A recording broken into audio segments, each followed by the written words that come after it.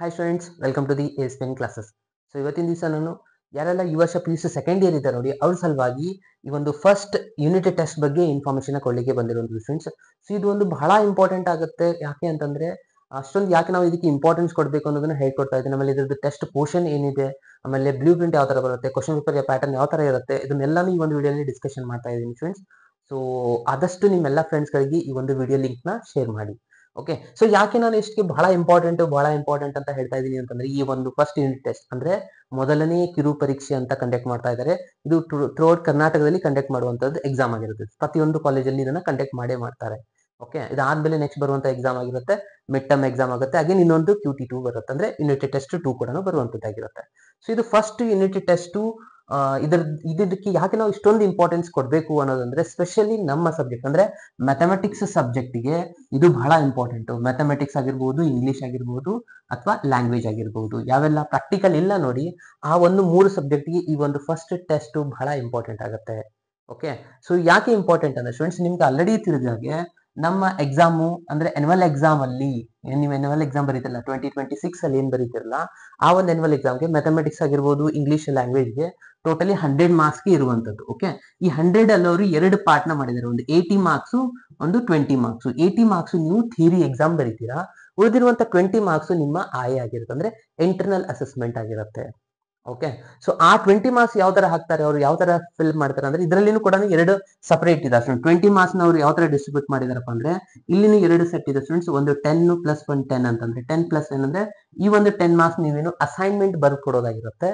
ಇನ್ನು ಉಳಿದಿರುವಂತ 10 ಮಾರ್ಕ್ಸ್ ಈ ಎಕ್ಸಾಮ್ಸ್ ಗಳು ಸ್ಟೂಡೆಂಟ್ಸ್. ಈ ಎಕ್ಸಾಮ್ ಅಲ್ಲಿ ನೀವೇನ್ ಮಾರ್ಕ್ಸ್ ಸ್ಕೋರ್ ಮಾಡ್ತಿರಲ್ಲ, ಅದು 10 ಗೆ ಕನ್ವರ್ಟ್ ಆಗುತ್ತೆ. ಸೊ ಫಸ್ಟ್ ಟೆಸ್ಟ್ ಯೂಶುವಲಿ ಇರುವಂತದ್ದು 40 ಮಾರ್ಕ್ಸ್ ಗೆ ಇರುವಂತದ್ದು. ಮ್ಯಾಥ್ಸ್, ಇಂಗ್ಲಿಷ್, ಲ್ಯಾಂಗ್ವೇಜು 40 ಮಾರ್ಕ್ಸ್ಗೆ ನಿಮ್ಗೆ ಅವರು ಕಂಡಕ್ಟ್ ಮಾಡ್ತಾ ಇರುವಂತದ್ದು.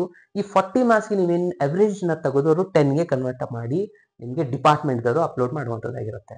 ಓಕೆ, ಪ್ರತಿಯೊಂದು ಕಾಲೇಜಲ್ಲಿ ನಡೆಯುವಂತದ್ದು. ಈ ಒಂದು ಮಾರ್ಕ್ಸ್ ನಾವು SAT ಅಲ್ಲಿ ಎಂಟ್ರಿ ಮಾಡ್ತಾರೆ. ಎಂಟ್ರಿ ಮಾಡಿದ ತಕ್ಷಣ ಆಟೋಮೆಟಿಕ್ಲಿ ನಿಮ್ಮ ಆನ್ಯುವಲ್ ಎಕ್ಸಾಮ್ ಅಲ್ಲಿ ಈ ರಿಸಲ್ಟ್ ಬರುವಂತದ್ದು ಸ್ಟೂಡೆಂಟ್ಸ್. ಸೊ ಹಾಗಾಗಿ ನಾವು ಇವಾಗ ಬರುವಂತ ಈ ಫಸ್ಟ್ ಯೂನಿಟ್ ಟೆಸ್ಟ್ ಏನಿದೆಯಲ್ಲ, ನಮಗೆ ಅಂದ್ರೆ ಸ್ಪೆಷಲಿ ಮ್ಯಾಥ್ಸ್, ಇಂಗ್ಲಿಷ್, ಲ್ಯಾಂಗ್ವೇಜ್ಗೆ ಇದು ಒಂದು ಸಣ್ಣ ಆನ್ಯುವಲ್ ಎಕ್ಸಾಮ್ ಅಂತಾನೆ ಕನ್ಸಿಡರ್ ಮಾಡಬೇಕು. ಅರ್ಥ ಆಯ್ತಲ್ವಾ ಇದ್ರದ್ದು ಇಂಪಾರ್ಟೆನ್ಸ್? ಯಾಕೆಂದ್ರೆ ಕೆಲವೊಂದಿಷ್ಟು ಇದು ನಾರ್ಮಲಿ ಟೆಸ್ಟ್ ಅಲ್ಲ. ಯಾಕಂದ್ರೆ ಟೆಸ್ಟ್ ಮಾರ್ಕ್ಸ್ ನಾವು ನೋಡ್ತೀವಿ, ಅದೇನಾದ್ರು ಮಿಸ್ಟೇಕ್ ಇದ್ರೆ ಕರೆಕ್ಷನ್ ಮಾಡ್ತೀವಿ. ಬಟ್ ಇದು ಒನ್ಸ್ ಅದೇನಾದ್ರೂ ನಾವು ಮಿಸ್ಟೇಕ್ ಮಾಡಿದ್ವಿ, 40 ಮಾರ್ಕ್ಸ್ಗೆ ಬಹಳ ಕಡಿಮೆ ಮಾರ್ಕ್ಸ್ ಬಂತು ಅಂದ್ರೆ ಹಾಗೆ ನಮ್ಮ ಮಾರ್ಕ್ಸ್ ಹೋಗುವಂತ ಚಾನ್ಸಸ್ ಇರುತ್ತೆ. ಅಬ್ಸೆಂಟ್ ಅಂದ್ರೆ ಯಾವುದೇ ಕಾರಣಕ್ಕೂ ಇರ್ಲಿಕ್ಕೆ ಹೋಗ್ಬೇಡಿ ಸ್ಟೂಡೆಂಟ್ಸ್. ಅಬ್ಸೆಂಟ್ ಆದ್ರೆ ಮಾರ್ಕ್ಸ್ ಕನ್ಸಿಡರೇ ಆಗೋದಿಲ್ಲ. ಸೊ ಅಟೆಂಡ್ ಮಾಡಿ ಎಷ್ಟಾಗುತ್ತೆ ಅಷ್ಟೇ ಬರೀಲೇಬೇಕಾಗತ್ತೆ.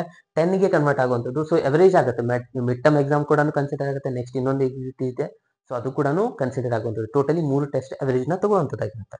ಸೊ ಈ ಒಂದು ಟೆಸ್ಟ್ಗೆ ನಾವು ಯಾವ ತರ ಪ್ರಿಪೇರ್ ಮಾಡಬೇಕು, ಏನೆಲ್ಲ ಕ್ವಶನ್ಸ್ ಕೊಡಬಹುದು, ಆಮೇಲೆ ಬ್ಲೂ ಪ್ರಿಂಟ್ ಅಂದ್ರೆ ಕ್ವಶನ್ ಪೇಪರ್ ಪ್ಯಾಟರ್ನ್ ಯಾವ ತರ ಬರಬಹುದು ಅನ್ನೋದನ್ನ ಒಂದು ಸ್ಮಾಲ್ ಡಿಸ್ಕಷನ್ ಈ ಒಂದು ಕ್ಲಾಸ್ ಅಲ್ಲಿ ನಾನು ಮಾಡ್ತಾ ಇರೋದು.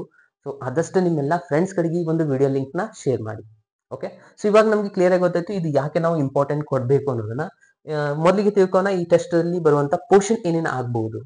ಓಕೆ ಫ್ರೆಂಡ್ಸ್, ಈ ಒಂದು ಎಕ್ಸಾಮ್ ನಡೆಯುವಂತದ್ದು ಏನಾಗಿರುತ್ತೆ ಅಂದ್ರೆ, ಬೇರೆ ಬೇರೆ ಕಾಲೇಜಲ್ಲಿ ನಡೆಯುವಂತದ್ದಾಗಿರುತ್ತೆ. ಸೊ ಕಾಲೇಜಲ್ಲಿ ನಡೆಯೋದ್ರಿಂದ ಆ ಕಾಲೇಜ್ ಲೆಕ್ಚರ್ಸ್ಗೆ ಡಿಪೆಂಡ್ ಇರುತ್ತೆ ಪೋರ್ಷನ್ ಏನ್ ಕೊಡ್ಬೇಕು, ಕ್ವಶನ್ ಪೇಪರ್ ಏನ್ ಮಾಡ್ಬೇಕು ಅನ್ನೋದನ್ನ. Okay, C throughout Karnataka same question paper, same portion ಈ ತರ ನಡೆಯಲ್ಲ ಇದು.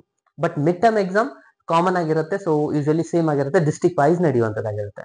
ಬಟ್ ಈ ಒಂದು ಎಕ್ಸಾಮ್ ಏನಿದೆ, ಯೂನಿಟ್ ಟೆಸ್ಟ್ 1 ಅಥವಾ ಮೊದಲನೇ ಕಿರು ಪರೀಕ್ಷೆ ಏನಂತಾರಲ್ಲ, ಅದಕ್ಕೆ ಡಿಪೆಂಡ್ ಅಪಾನ್ ನಿಮ್ಮ ಲೆಕ್ಚರ್ಸ್ ಮೇಲೆ ಡಿಪೆಂಡ್ ಇರುತ್ತೆ. ಸೊ ನಾನು ಎಲ್ಲಾ ಡಿಸ್ಟ್ರಿಕ್ಟ್ ಅಲ್ಲಿ ಕೆಲವೊಂದು ಸ್ವಲ್ಪ ಡಿಸ್ಟ್ರಿಕ್ಟ್ ಅಲ್ಲಿ ಏನಾಗಿದೆ, ಕ್ವಶನ್ಸ್ ಸ್ವಲ್ಪ ವೇರಿಯೇಷನ್ ಇದೆ. ಕೆಲವೊಂದು ಡಿಸ್ಟ್ರಿಕ್ಟ್ ಅಲ್ಲಿ ಒಂದೆರಡು ಚಾಪ್ಟರ್ಸ್ ಕೊಡೋದಿಲ್ಲ, ಒಂದೊಂದು ಚಾಪ್ಟರ್ ಎಕ್ಸ್ಟ್ರಾ ಕೊಡ್ತಾರೆ ಒಂದೊಂದು ಡಿಸ್ಟ್ರಿಕ್ಟ್ ಅಲ್ಲಿ. ಓಕೆ, ಸೊ ಕಾಮನ್ ಆಗಿ ನೋಡ್ತಾ ಹೋದ್ರೆ ಈ ಮೊದಲೇ ಇರುವಂತ ಈ 5 ಚಾಪ್ಟರ್ಸ್ ಗಳು ಬರುವಂತ ಚಾನ್ಸಸ್ ಗಳು ಜಾಸ್ತಿ ಇದೆ ಎಲ್ಲ ಒಂದು ಡಿಸ್ಟ್ರಿಕ್ಟ್ ಅಲ್ಲಿ ಸ್ಟೂಡೆಂಟ್ಸ್.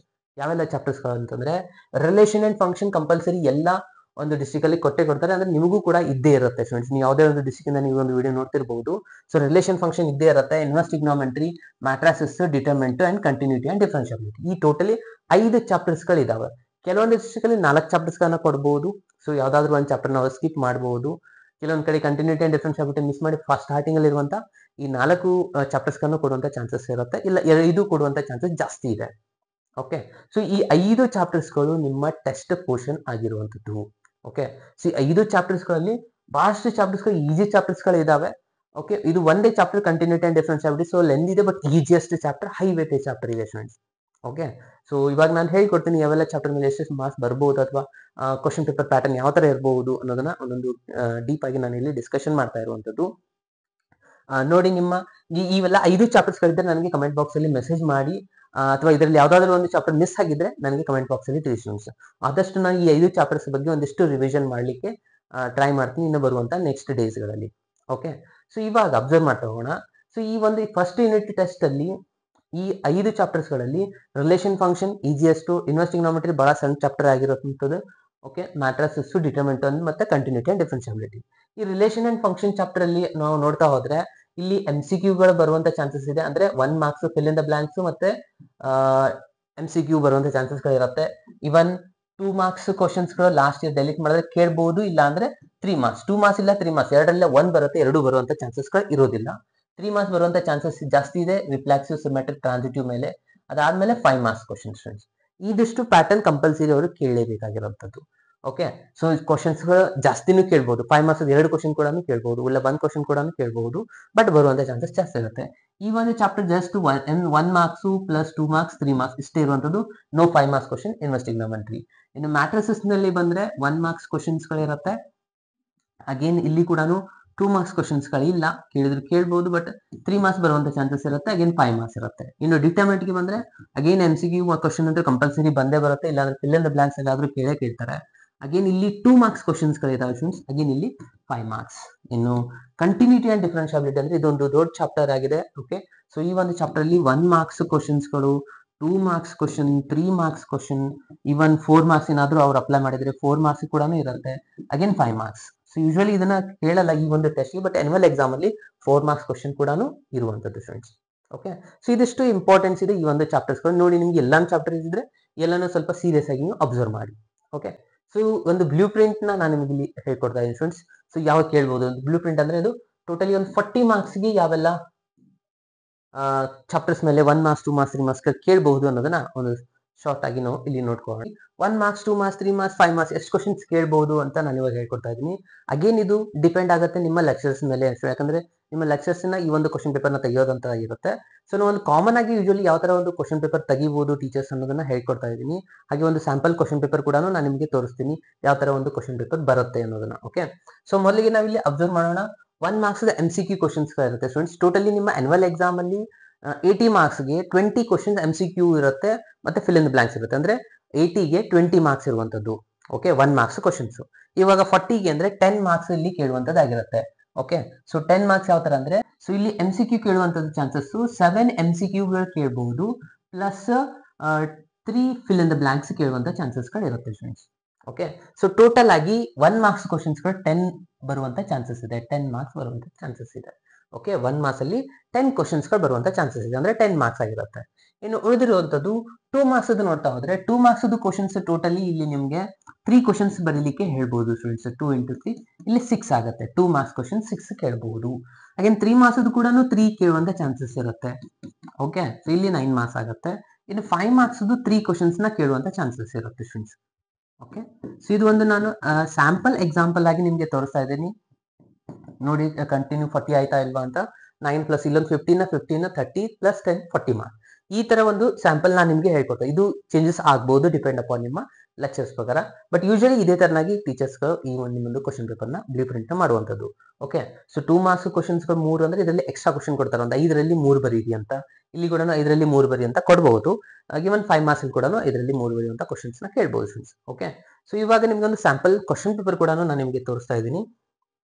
ಇದೊಂದು ನಾವು ಪ್ರಿಪೇರ್ ಮಾಡಿರುವಂತ ಕ್ವಶನ್ ಪೇಪರ್ ಆಗಿದೆ. ಇಲ್ಲಿ ಲಾಸ್ಟ್ ಇಯರ್ ನಾವು ಇದನ್ನ ಕಂಡಕ್ಟ್ ಮಾಡಿದ್ವಿ ಈ ಒಂದು ಕ್ವಶನ್ ಪೇಪರ್ ನ. ಏನಿದೆ ನೋಡಿ, ಇಲ್ಲಿ MCQ ನಾನು ನಿಮ್ಗೆ ಹೇಳಿದೆ ಆಲ್ರೆಡಿ. ಇಲ್ಲಿ ಎಷ್ಟಿದೆ 7 MCQ ಗಳನ್ನ ಕೇಳಿರುವಂತದ್ದು. ಓಕೆ, ಸೊ 7 MCQ ಗಳು ಬಂದಿದ್ದಾವೆ.